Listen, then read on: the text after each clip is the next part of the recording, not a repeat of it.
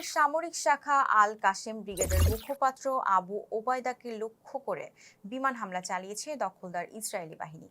শনিবার ৩০ August Israeli সংবাদ মাধ্যম কেএএন তাদের এক প্রতিবেদনে এ তথ্য জানায়।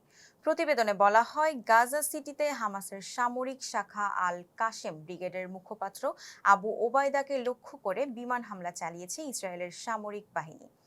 এদিকে ইসরায়েলের সামরিক বাহিনীর এক বিবৃতিতেও বলা হয়, গাজার সিটিতে হামাসের এক গুরুত্বপূর্ণ সদস্যকে লক্ষ্য করে বিমান হামলা চালানো হয়েছে। বিবৃতিতে আর বিস্তারিত কিছু জানানো না হলেও একাধিক হিব্রু সংবাদ মাধ্যম জানিয়েছে, হামাসের দীর্ঘদিনের মুখপাত্র হুদাইফা সামির আবদুল্লাহ আল কাহলৌতকে লক্ষ্য করে হামলা চালানো হয়েছে।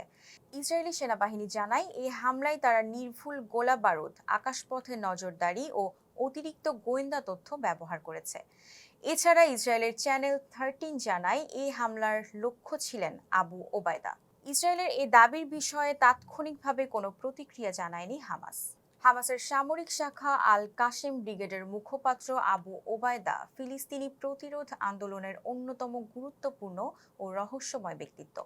আবু ওবায়দা সর্বদা মুখোশ পরিহিত থাকেন এবং তার আসল পরিচয় ও অবস্থান সম্পর্কে কারো কোনো তথ্য জানা নেই।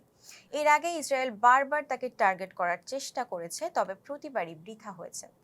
এদিকে চিকিৎসা সূত্র জানায়, শনিবার ভোরে গাজা সিটির পশ্চিমাঞ্চলীয় আল রিমাল এলাকায় একটি আবাসিক ভবনে বিমান হামলায় ৭ জন ফিলিস্তিনি নিহত ও আরও অনেকে আহত হয়েছেন।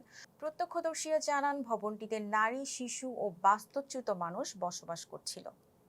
ছিলাম জান্নাত ইলিয়া। ফেস দ্য পিপলের সাথে থাকার জন্য ধন্যবাদ।